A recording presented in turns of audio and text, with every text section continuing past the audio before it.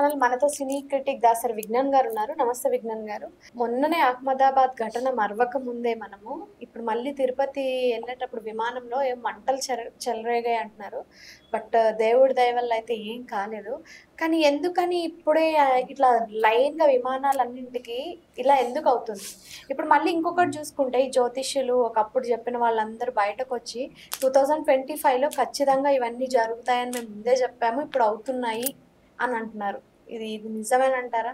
First of all year starting లో ప్రతి గైడ్గా ఏం బాగుతాడో తెలుసా? ఈ చెప్పే వాళ్ళంతా కూడా విమాన ప్రమాదాలు, అగ్ని ప్రమాదాలు, రైలు ప్రమాదాలు, రోడ్డు ప్రమాదాలు జరిగే అవకాశం ఉంది అంటాడు. జస్ట్ సేఫ్ సైడ్ అలా ఒకటి వేస్తారు. ఏదైనా అయ్యిందనుకో క్లెయిమ్ చేసేసుకుంటారు అనమాట. ఇట్లాంటి వాళ్ళు ఉంటారు. సరే మరి ఇన్ని చెప్పావు, పెహల్గాం దాడి జరుగుతుందని ముందే చెప్పొచ్చుగా. అల్పోరుగా అక్కడికి టేక్ ఆఫ్ అయ్యే ముందే ఈ విమానం కూలుద్దని చెప్తే వాళ్ళందరూ ఎక్కరు కదా. ఎక్కి వాళ్ళందరూ చనిపోయిన తర్వాత నేను చెప్పే చూడ ఆ రోజు అంటే మనుషులకి ఆడదులా. సరే వాళ్ళని వదిలేసాయి.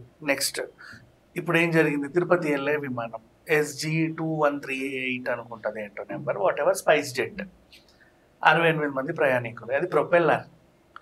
బేసిక్గా మనకి బోయింగ్లు ఉన్నాయి పెద్దవి. మొన్న ప్రమాదం జరిగింది బోయింగ్ విమానం, ఇది ప్రొపెల్లర్.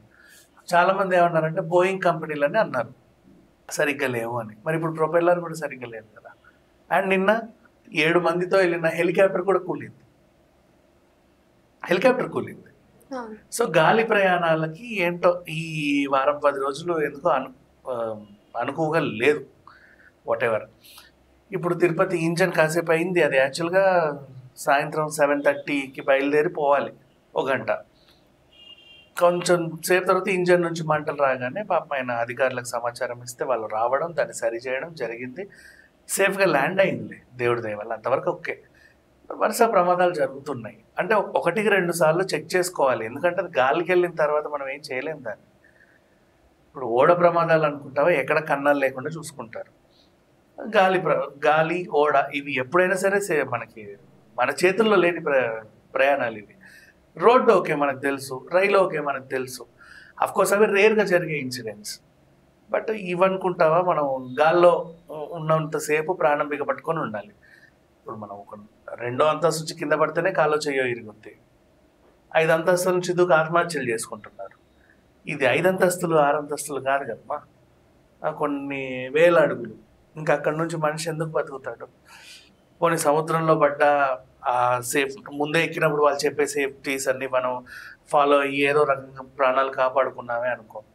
బట్ అయినా అవ్వదు ఇవన్నీ చెప్పినా కూడా. ఫైర్ యాక్సిడెంట్స్ అయిపోతున్నాయి కదా ఫస్ట్. అంటే ఇప్పుడు అది మొన్నది 1000 డిగ్రీల సెల్సియస్, ఈ ఎండ 45 ఉంటేనే చస్తాం మనం. బర్న్ అయిపోయారు వాళ్ళు అసలు. ఎండ 45 ఉంటే చస్తామమ్మా. అలాంటిది 1000 డిగ్రీలు అసలు మంట కదా, అది అగ్నిగోళం. అది అందులో అసలు తగలబడిపోయారు. మళ్ళీ అదేంటది, వీళ్ళు యాక్చువల్గా చనిపోతారని వాళ్ళకి తెలియదు పాపం. వీళ్ళు పడ్డారు. ఆ పడ్డ చోట మళ్ళీ 20 మంది చావడం. ఆ 20 మంది కూడా అక్కడ వాళ్ళు అక్కడ ఉంది ఏంటంటే డైనింగ్ హాల్. అది ఆ టైంకి అక్కడికి వచ్చి తినాలి వాళ్ళు. ఆ గంటే డైనింగ్ ఎంతసేపు ఉంటుంది మనకి? మధ్యాహ్నం 1:30, 2:30 అట్లా, అంతే కదా. ఓ టైం ఉంటుంది, టిఫిన్కైనా బ్రేక్ఫాస్ట్కైనా టైమింగ్. ఆ టైంకి అక్కడికి వస్తారు. మిగతా టైంలో అక్కడొకడు ఉంటాడు, వాడు పనులు చేసుకుంటాడు. ఆ టైంకి వాళ్ళందరూ అక్కడికి పిలువబడి చనిపోయారు. ఒకరు సేఫ్ సైడ్, ఒక 7గురు తప్పించుకోగలిగారులే. ఎక్కకుండా ఒకరు, ఎక్కిన తర్వాత బ్రతికి ఒకరు, 8 నిమిషాలు లేట్ అయ్యి ఒకరు, ఇట్లా ప్రయాణం అనుకొని క్యాన్సిల్ చేసుకున్న వాళ్ళు ఒకరు, ఇట్లా 7గురు బ్రతికారు. అంటే తప్పించుకున్నారు, బ్రతికారు కాదు. ఒకరు బ్రతికారు, ఒకరు 7గురు, మిగతా 6గురు తప్పించుకున్నారు.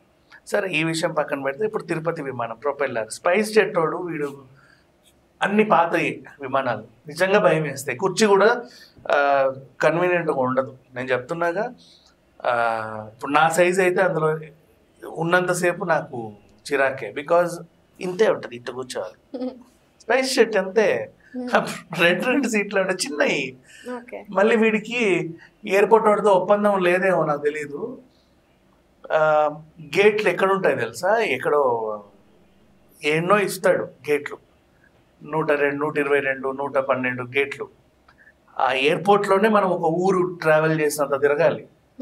వెళ్ళి అటెక్కి మళ్ళీ లిఫ్ట్ దిగి అటు దిగి ఇటు దిగి ఇటు దిగి లాస్ట్ గేట్ దగ్గరకు వస్తావు. గేట్ దగ్గర ఆ బస్సు కూడా నిన్ను అరగంట తీసుకెళ్ళుద్ది. ఎక్కడో మూలకు ఉంటుంది అనమాట. అట్లా అంటే ఊరు నుంచి వెలివేయబడ్డ ఫ్లైట్ అన్నట్టు ఉంటుంది లోపల జర్నీలో. ఈ బోయింగ్ అనుకో, ఇండిగో, వీడేంటంటే డైరెక్ట్ గేట్ నెంబర్ 9, 10 నువ్వు వచ్చి డైరెక్ట్గా ఫ్లైట్కి వెళ్ళిపోవచ్చు. స్పైస్ జెట్ ఒక్కటిదే ప్రాబ్లం, నువ్వు ఆ బస్సే ఒక పావు గంట వెళ్ళొద్ది ఎక్కడికో దేశం దాటిపోవాలని. సో ఆ పాత ఫ్లైట్స్ అన్నీ కూడా ఇప్పుడు ఫ్లైట్స్ కాబట్టి అఫ్కోర్స్ కాస్ట్లీయే చెప్తాం, పునరుద్ధరించుకోవాలి. ఇప్పుడు కార్లు కూడా ఒక 15 ఏళ్ళ తర్వాత వీటికి ఆ సర్వీస్ అయిపోయింది అంటారు, ఇంకో 5 ఏళ్ళు రెన్యువల్ చేయించుకుంటారు.